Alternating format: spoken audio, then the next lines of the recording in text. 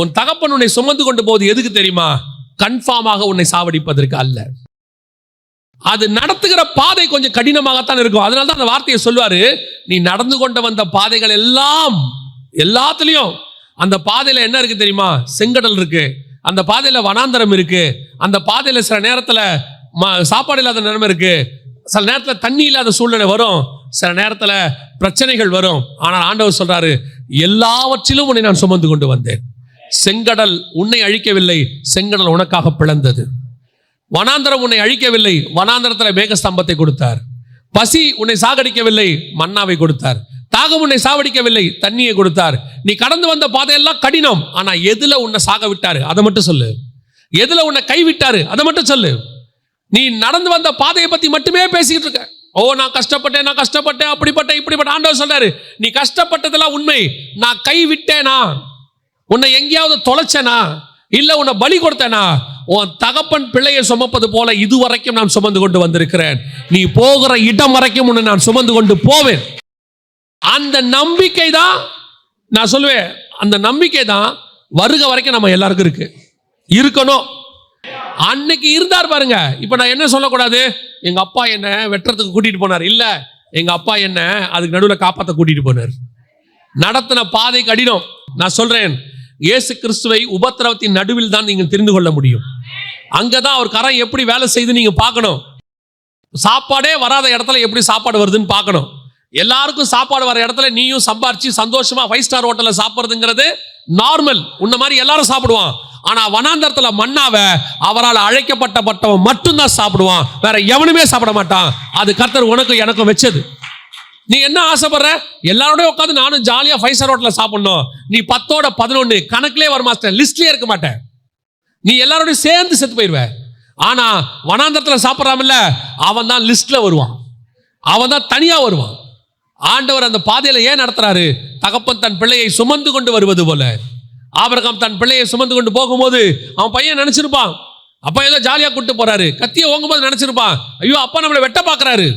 ஆனா அப்பாவுக்கு நல்லா தெரியும், நான் எப்ப கூட்டு போனாலும், உன்னை வெட்ட கூட்டு போனாலும், உன்னை பலி கொடுக்க கூட்டு போனாலும், எனக்கு ஒண்ணு தெரியும், நீ உயிரோடு கூட திரும்பி வருவாய்.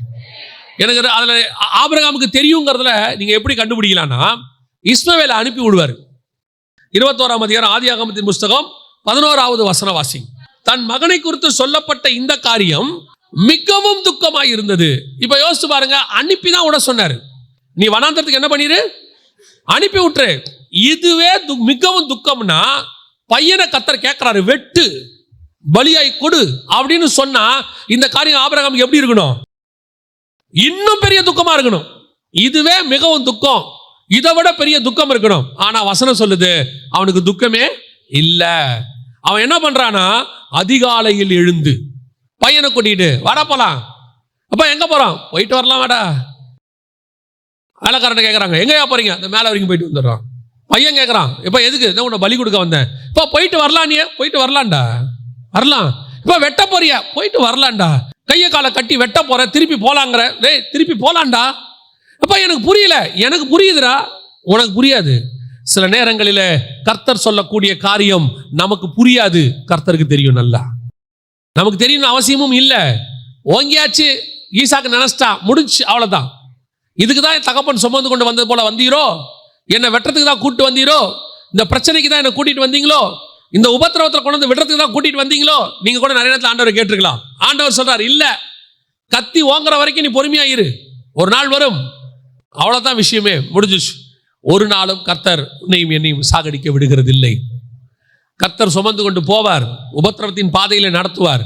ஆனால் ஒரு நாளும், இப்போ ஆபிரகாம் சாகும்போது பார்த்தீங்கன்னா வசனம் சொல்லுது, ஈசாக்கும் இஸ்மவேலும். அந்த வசனம் எனக்கு ரொம்ப பிடிச்ச வசனம். 25ஆம் அதிகாரம் 9வது வசனம் வாசிங்க. அவன் குமாரராகிய ஈசாக்கும் இஸ்மவேலும் மம்ரேக்கு எதிரே ஏத்தியனான சோகாரின் குமாரனாகிய எப்பெரோனின் நிலத்திலுள்ள மக்பேலா எண்ணப்பட்ட குகையிலே அவனை அடக்கம் பண்ணினார்கள். இதான் முக்கியம், நல்ல கவனிங்க. ஒருத்தன் துரத்தி விடப்பட்டவன், அவன் பார்வையில் எங்க அப்பா எங்க அம்மாவையும் எங்க அப்பாவை என்ன பண்ணிட்டார்? எங்க அப்பா என்ன எங்க அம்மாவையும் துரத்தி விட்டார். இன்னொருத்த பார்வையில் எங்க அப்பா என்ன பண்ணிட்டாரு? வெட்ட போயிட்டாரு. 2 பேருக்கும் அப்பானா அவ்வளவு வெறுப்பு. என்னடா இது, ஒரு காலத்துல இப்படி பண்ணிட்டாரு எங்க அப்பா, இனி எங்க அப்பா தேவையே கிடையாது அப்படின்னு. ஆனா வசனம் சொல்லுது 2 பேரும் வந்து அவனை அடக்கம் பண்ணினார்கள். துரத்தி விடப்பட்டவனும் வந்து அடக்கம் பண்ணினான், வெட்டுவதற்கு கத்தி வாங்கினவனும் வந்து அடக்கம் பண்ணினான். ஏன் தெரியுமா? ஒரு நாள் ஆபிரகாம் பூர்ண வயது உள்ளவனாய் மரித்தான். அப்பத்தான் இவனுங்க எல்லாருக்கும் தெரியுது, இது வரைக்கும் ஆபிரகாம் செஞ்சது எல்லாமே கர்த்தருடைய சித்தத்தின்படி செஞ்சான். எங்க அப்பா எனக்கு வச்சதெல்லாம் ஆசீர்வாதம் தான். இன்னைக்கு என் பார்வைக்கு அது தவறாக இருந்துச்சு, ஆனா இன்னைக்கு எனக்கு தெரியுது, அன்னைக்கு எங்க அப்பா பண்ணது ஒரு நாள் என் பார்வைக்கு தவறா இருந்துச்சு, இன்னைக்கு எனக்கு தெரியுது எங்க அப்பா பண்ணது சரி, எங்க அப்பா நடத்தி கொண்டு வந்தது சரி. ஒரு நாள் நீங்கள் நினைப்பீர்கள், ஆண்டவர் நடத்தி கொண்டு வந்த பாதை உங்களை அழிப்பதற்கல்ல, உங்களை ஆசீர்வதிப்பதற்கென்று. கடந்து போற ரூட்டை வச்சு டிசைட் பண்ணிடாதீங்க. பல நேரங்களில் கர்த்தர் கொண்டு போகிற பாதை கடினமாக இருக்கும். நாம் துக்கத்தோடு கூட தான் கடந்து போவோம். இந்த காரியம் எனக்கு துக்கமாக இருந்தது, ஆனால் முடிவு சம்பூர்ணமாக இருக்கும். ஏன்னா ஒன்று மட்டும் நான் தெளிவா சொல்லுவேன், உன் தேவனாகிய கர்த்தருடைய கரத்தில் தீமை என்பது கிடையவே கிடையாது. அவர் நடத்தி கொண்டு போகிற அத்தனை பாதையும் ஆசீர்வாதத்தின் பாதை, அத்தனையும் ஆசீர்வாதம்.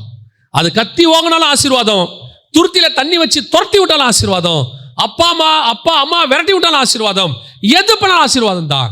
ஏன்னு தெரியாது, ஆனா அது ஆசீர்வாதம் தான். ஆனா பிடிச்சிக்கிறது தகப்பனாக இருக்கணும். கரம் பிடிச்சது யாரா இருக்கணும்? தகப்பனா இருக்கணும். இன்னொரு தகப்பனை குறித்து நான் சொல்லிட்டு முடிக்கிறேன். வாசிங்க, அதே ஆதியாகமத்தின் புஸ்தகம் 32ஆம் அதிகாரத்துல 22வது வசனம் வாசிங்க. ராத்திரியில் எழுந்திருந்து தன் 2 மனைவிகளையும் தன் 2 பணிவிடைக்காரிகளையும் தன்னுடைய 11 குமாரரையும் கூட்டிக் கொண்டு யாப்போக்கு என்கிற ஆற்றின் துறையை கடந்தான். இந்த சம்பவம் உங்களுக்கு தெரியும். ஏசா கொல்ல வர போறான் அப்படின்னு இவர் நினைச்சுக்கிட்டாரு. இப்ப இவர் ஒரு ஐடியா பண்றாரு. என்ன ஐடியா பண்றாரு? தன் 2 மனைவிகளையும் தன் 2 பணிவிடைக்காரிகளையும் தன்னுடைய 11 குமாரரையும் கூட்டிக் கொண்டு யாப்போக்கு என்கிறதான ஆற்றில் என்ன செஞ்சாராம்? துறையை கடக்க பண்ணினான் அப்படின்னு இருக்கு. இது ஏன் அப்படின்னு கேட்டீங்கன்னு சொன்னா, இன்னொரு இடத்துல இருக்கும், அவன் என்ன பண்ணுவான்னா முதல்ல ஒரு குரூப்பை நிறுத்துவான். யாக்கோபு தன் கண்களை ஏறெடுத்து, இதோ ஏசாவும் அவனோடே கூட 400 மனிதரும் வருகிறதைக் கண்டு பிள்ளைகளை லேயாளிடத்திலும் ராகேலிடத்திலும் 2 பணிவிடைக்காரிகளிடத்திலும் வெவ்வேறாக பிரித்து வைத்து, பணிவிடைக்காரிகளையும் அவர்கள் பிள்ளைகளையும் முதலிலும், லேயாளையும் அவள் பிள்ளைகளையும் இடையிலும், ராகேலையும் யோசேப்பையும் கடையிலும் நிறுத்தி, தான் அவர்களுக்கு முன்னாக நடந்து போய் 7 விசை தரை மட்டும் குனிந்து வணங்கி தன் சகோதரன் கிட்டச் சேர்ந்தான். என்ன ஒரு அந்த ஆர்டரை நல்லா கவனிங்களேன். எனக்கு இதை பார்த்த உடனே யாக்கோபு கெட்டவனா நல்லவனானே உங்களுக்கு தெரியாது. இல்லை, யாக்கோபு நல்லவர் தான், நீங்கள் ஏதோ அப்படி நினச்சிடாதீங்க. என்னடா யாக்கோபை கெட்டவரான்றார்ல. ஒரு சராசரி மனுஷனா யோசித்து பாருங்க. ஃபர்ஸ்ட் அவன் என்ன பண்ணிட்டானா, வசனம் சொல்லுது, பணிவிடைக்காரிகளையும் அவர்கள் பிள்ளைகளையும் முதலில் நிறுத்தி. ஏன் அவங்கள ஃபர்ஸ்ட் நிற்க வைக்கிறான்? ஏசா வந்து அடிக்க போறான்னு தெரியுது. அடிச்சா முதல் பாதிப்பு யாருக்கு வரட்டும்? பணிவிடைக்காரிக அவங்க பிள்ளைகளுக்கு வரட்டும். அது இவன் பெத்தது தான், யாக்கோபு பிள்ளைகள் தான். ஆனாலும் ஃபர்ஸ்ட் யார் நிக்கட்டும்? அடுத்து யாரை நிறுத்துறான்? லேயாளையும் அவள் பிள்ளைகளையும். இப்ப இந்த அம்மாவும் இவன் மனைவி தான், அது பணிவிடைக்காரி, இது மனைவி. ஆனா 2 மனைவியில லேயாளை நிக்க வச்சுட்டு ராகேல எங்க நிக்க வைக்கிறான்? கடைசியா நிக்க வச்சுட்டான். யோசேப்பை எங்க கொண்டு நிக்க வச்சுட்டான்? கடைசியா. அப்படின்னா என்ன அர்த்தம்? நீ அடிச்சினே வா, ராகேலையும் யோசேப்பையும் கடைசியா பார்த்துக்கலாம். அந்த டிஃபரன்ஸ் தெரியுதா உங்களுக்கு? நான் உலக பிரகாரமா சொல்றேன். சில நேரத்தில் அப்படி போகும்போது முன்னாடி நம்ம லீஸ்ட் இது போட்டுங்க, இது போனா பரவாயில்ல, அதுக்கப்புறம் நம்ம என்ன பண்ணுவோம்? இதையாவது பார்த்துக்கலாம். சரி, அடுத்து அவன் இன்னும் வந்துட்டான். நெக்ஸ்ட் யாரு? லேயாள். இது கூட போனா போட்டுங்க, ராகேலும் யோசேப்பும் இருக்கட்டுங்க, கடைசியா வேணா அது போட்டுங்க. அப்பனா அவன் நேசம் யார் மேல அதிகமா இருந்திருக்கு? ராகேல் மேலையும் யோசேப் மேலையும். இப்படித்தான் நம்ம நினைக்கிறோம். இந்த வசனத்து முடி இப்படித்தானே இருக்கு. சரி, இப்போ இப்படி வாசிங்களேன். 2வது வசனத்தை வாசிங்க. பணிவிடைக்காரிகளையும் அவர்கள் பிள்ளைகளையும் முதலிலும், லேயாளையும் அவள் பிள்ளைகளையும் இடையிலும், ராகேலையும் யோசேப்பையும் கடையிலும் நிறுத்திட்டானா? இப்போ இது வரைக்கும் நம்ம பார்த்தது கரெக்டா இருக்கா? முதல்ல பணிவிடைக்காரங்க அடி வாங்கினா வாங்கட்டும், அவங்க பிள்ளைகள், அதுவும் இவன் பிள்ளைகள் தான், இருந்தாலும் ஒரு டிஸ்டன்ஸ் வச்சுக்கிட்டான். அடுத்து லேயாள், அடுத்துதான் லாஸ்ட் ராகேல், யோசேப்பு. இது வரைக்கும் கூட ஓகே. இவன் பார்வைக்கு நம்ம கொஞ்சம் என்னடா இந்த ஆளு பாகுபாடு உள்ளவனா இருக்கிறானே, தகப்பன் இப்படி இருக்கிறானே, தான் பிள்ளைகள்ல 10 பிள்ளைகள் போனா போட்டு இது ஒன்று மட்டும் எஸ்கேப் ஆகட்டும் நினைக்கிறானே, அவன் ஒரு ப்ரிஃபரன்ஸ் மாத்தி வைக்கிறானே, எல்லாம் தெரியுது இல்ல. அடுத்து வாசிங்க. தான் அவர்களுக்கு முன்னாக நடந்து போய் 7 விசை தரை மட்டும் குனிந்து வணங்கி தன் சகோதரன் கிட்டச் சேர்ந்தான். இவன் ஏன் முன்னாடி போறான்? ஏசா கொல்ல போறான்னு தானே இவ்வளவு அரேஞ்ச்மெண்ட் பண்றான். அப்ப இவன் ஏன் முன்னாடி போறான்? அப்ப ஃபர்ஸ்ட் யார் சாவணும்? செத்தா? ஒரு தகப்பனா அவன் செய்யற விஷயத்தை நல்லா கவனிங்க. இந்த இடத்துல எனக்கு பாகுபாடு இருக்கு, ஆனா இவங்க அத்தனை பேருக்காக நான் ஜீவனை கொடுக்க முன்னாடி போகிறேன். எதை பண்ணாலும் என்னை தாண்டி நீ பண்ணிட்டு போடா, என் கண்ணு பார்க்க கூடாது. இதுதான் தகப்பன் தன் பிள்ளைகளை சுமந்து கொண்டு வருவது. யாக்கோபை நீங்க பார்த்தீங்கன்னா பார்க்கும்போது வேற மாதிரி இருக்கும். சில நேரத்தில் வீடுகளில் அப்பாவும் சரி அம்மாவும் சரி 2 பிள்ளைகள் இருந்தால் பாகுபாடு காட்டுற மாதிரி தான் இருக்கும். 2 பிள்ளைகள் எப்படி இருக்கும்? பாகுபாடு காட்டுற மாதிரி தான் இருக்கும். பையனா தனி தான் அம்மாவுக்கு, பொண்ணுனா தனி தான் அப்பாவுக்கு.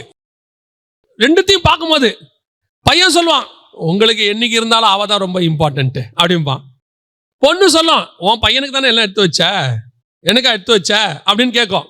அம்மாவுக்கும் அப்பாவுக்கும் வீட்டுக்குள்ள பார்க்கும்போது என்ன இருக்கு? அந்த பாகுபாடு இருக்கு.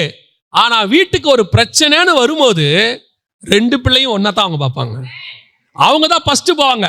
ரெபேக்கா ஏன் பெஸ்ட் தாய் தெரியுமா? ஒரு வேர்டு சொல்லுவாங்க யாக்கோபு கிட்ட, உன்மேல் வரும் சாபம் யாவும் என் மேல் வரட்டும், ஆசீர்வாதம் உனக்கு வந்துட்டு போட்டோம். இதுதான் உண்மையிலேயே தகப்பனோ தாயோ உண்மையா இருக்கிறவருடைய சுபாவம். தகப்பன் தன் பிள்ளையை சுமந்து கொண்டு வருவது போல என்ன, கொஞ்சம் பாகுபாடு தெரியுது. சில நேரத்தில் நமக்கு பாகுபாடு தெரியும். நம்ம ஆட்கள் சொல்லுவாங்க, யூதர்களுக்கு ஆண்டவர் செய்யறது கொஞ்சம் அதிகமாக தான் இருக்கும்பா நம்ம ஆளு. சிலர் சொல்லுவாங்க, யூதர்களை விட புறஜாதியாரை தான் கர்த்தர் அதிகமாக நேசிக்கிறாரு. சில நேரத்தில் நமக்கு தெரியும், நம்ம எல்லாரை விட புறஜாதியாருக்கு ஆண்டவரோட தயவு இருக்காது, நம்ம மேலதான் கர்த்தரோட கிருபை ஜாஸ்தின்னு. நம்ம பார்வையில இந்த பாகுபாடு தெரியுது. ஆனா கர்த்தர் பார்வையில பாகுபாடே இல்லை. அவர் முன்பாக போய் ஜீவன் கொடுக்க போனவர். அவர் பணிவிடைக்காரி பிள்ளைக்கும் ஜீவன் கொடுக்க முன்னாடி போனா, லேயாள் பிள்ளைக்கும் ஜீவன் கொடுக்க முன்னாடி போனா, ராகேல் பிள்ளைக்கும் ஜீவன் கொடுக்க முன்னாடி போனா. இங்க வேணா பிரமாணத்துல மாற்று கருத்து இருக்கும். மனசாட்சி பிரமாணம், நியாய பிரமாணம், சுயாதீன பிரமாணம், மாற்று கருத்து இருக்கு. பிரமாணத்துல வேறுபாடு இருக்கு. ஆனா ஜீவன் கொடுத்த இயேசுவின் இடத்துல பாகுபாடே கிடையாது. பட்சபாதம் இல்லாதவர், பாரபட்சம் பார்க்காதவர். அவர் அத்தனை பேருக்காகவும் முன்னாடி ஜீவன் கொடுக்க போகிறார். அல்லேலூயா. இதுதான் தகப்பன் தன் பிள்ளையை சுமந்து கொண்டு போவது போல சுமந்து கொண்டு போவது. முன்னாடி போற ஆண்டவர் அப்படிப்பட்டதான் ஆண்டவர். இந்த சுபாவம் நமக்கு வரணும். பாகுபாடு இருக்கத்தான் செய்யும் சில நேரத்தில். ஆனா ஒரு இடம்னு வரும்போது நாம தான் ஜீவன் கொடுக்கிறவங்களா முன்னாடி போகணும். இப்ப தகப்பன் முன்னாடி போறதுக்கான நோக்கம் தெரியுதா? தகப்பன் பிள்ளையை சுமந்து நம்ம என்ன நினைக்கிறோம்? இந்த வசனத்தை எப்பவுமே எப்படி நினைக்கிறோம் தெரியுமா? தகப்பன் தன் பிள்ளையை சுமந்து கொண்டு போவது போல அப்படின்னு சொன்னா அவரு ஆசீர்வாதமா கூட்டிட்டு போறாரு. உண்மை, எல்லாம் உண்மைதான். முன்னாடி போய் கொண்டாடி செவ்வையாக்குவாரு, ஒளிப்பிடத்தின் பொக்கிஷங்களை தருவாரு, புதையல்களை தருவாரு ஆண்டவர். அதெல்லாம் மாற்று கருத்தே இல்லை. அடுத்து தூதனை கூட அனுப்புறதுனா பாடி கார்டு அனுப்புவாரு. ஆனா அதெல்லாத்தையும் தாண்டி ஒன்று இருக்கு, தகப்பன் முன்னாடி போகிறதுன்னு ஒன்று இருக்கு. அந்த தகப்பன் முன்னாடி எதுக்கு என்ன கூட்டிட்டு போறாரு தெரியுமா? அவருக்கு ஒன்று தெரியும், நான் கடந்து உன்னை கூட்டிக் கொண்டு போகிற பாதை கடினம் தான், கண்ணீர் தான், கொஞ்ச நேரம் உபத்திரவம் தான், அழுகதான், கத்தி ஓங்கிறது தான், உன்னை வனாந்தரத்தில் விடுறது தான். ஆனால் எனக்கு நன்றாய் தெரியும், நீ வனாந்தரத்தில் துருத்தி தண்ணீரோட அப்பத்தோட ஓடினாலும் சாக மாட்டாய், கத்திய தூக்கினாலும் நீ சாக மாட்டாய். உங்க 2 பேரையுமே கர்த்தர் ஆசீர்வதிப்பார். அல்லேலூயா.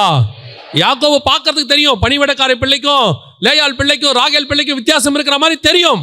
ஆனால் அத்தனை பேருக்கும் ஜீவனை கொடுக்க கர்த்தர் முன்னாடி போய் கொண்டிருக்கிறார். அல்லேலூயா. அந்த தேவன் தான் உங்களையும் என்னையும் தகப்பன் தன் பிள்ளையை சுமப்பது போல சுமந்து கொண்டு போகிறார். ஆமென். எந்த இடத்திலும் ஆண்டவரை சந்தேகமே படாதீங்க. எந்த இடத்துலையும் ஆண்டவர்கிட்ட முறுமுறுக்காதீங்க, துக்கப்படாதீங்க. ஏன்னா கர்த்தர் கருத்துல என்ன கிடையாது? தீமை என்பது கிடையவே கிடையாது. அவர் உனக்கு முன்பாக போய் உன்னை ஒரு தகப்பனை போல ஜீவன் கொடுக்க முன்னாடி போயிட்டு இருக்கிறார். ஏன் அவர் முன்னாடி போறார் தெரியுமா? ஜீவன் கொடுப்பதற்கு, உன்னை பாதுகாக்க. எது வந்தாலும் எனக்கு ஒன்று நல்லா தெரியும், எது நமக்கு நடந்தாலும் கர்த்தரை தாண்டி நடக்கவே நடக்காது. கர்த்தர் அனுமதி இல்லாம நடக்கவே நடக்காது. என்ன, அதுதான் யாக்கோபு. நான் முன்பாக போய், ஏசா நான் உன்னை மொத்த பேரை அழிக்க போறேன், எவ்வளவு பேர் வேணா அழிச்சுக்க, முதல்ல என்ன அழிச்சிரு, எனக்கு அப்புறம் தான் நீ என் பிள்ளைகளை தொடணும். அதுக்கப்புறம் பாதுகாக்கப்பட்டாங்க, யாருக்கும் எந்த சேதம் வரல, அதெல்லாம் வேற. ஆனா அதுதான் ஒரு தகப்பனுடைய இருதயம். அல்லேலூயா. ஒரு பூலோகத்தில் இருக்கிற உன் தகப்பன் உனக்கு செய்யாததை நான் உனக்கு முன்பாக போகிறேன். நான் உனக்கு உள்ளங்கையில் வச்சு வரைஞ்சி பாதுகாத்துக் கொள்றேன். உன்னை ஒரு நாளும் கைவிடாத தகப்பன் சொல்லுகிறார். தகப்பன் தன் பிள்ளையை சுமந்து கொண்டு வந்தது போல ஒருவேளை நீ வந்த பாதை கடினமா இருக்கும், ஆனா இது வரைக்கும் உன்னை கொண்டு வந்தது யாருன்னு நீங்க நினைக்கிறீங்க? இது வரைக்கும் உங்களுக்கு ஜீவனை கொடுத்து பத்திரமா பாதுகாத்து யாருன்னு நினைக்கிறீங்க? நீங்க எத்தனையோ நேரத்துல கூட இருக்கிறவங்களை குறை சொல்றீங்க, ஏன் தேவனையே குறை சொல்றீங்க. ஆண்டவர் இருந்தா இப்படிலாம் நடக்குமா?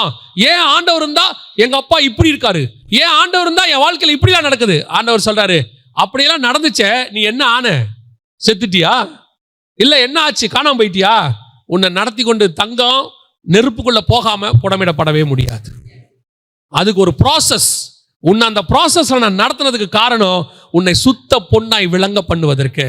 உன்னை மாதிரி நாளைக்கு இதே மாதிரி பாதையில கடந்து போறவங்க 1000 பேர் இருப்பான், அவனுக்கெல்லாம் உன்னைத்தான் கர்த்தர் எடுத்து பயன்படுத்துவார். ஏன்னா உனக்கு மட்டும்தான் அந்த வலி தெரியும், உனக்கு மட்டும்தான் அந்த பெயின்னா என்னன்னே தெரியும்.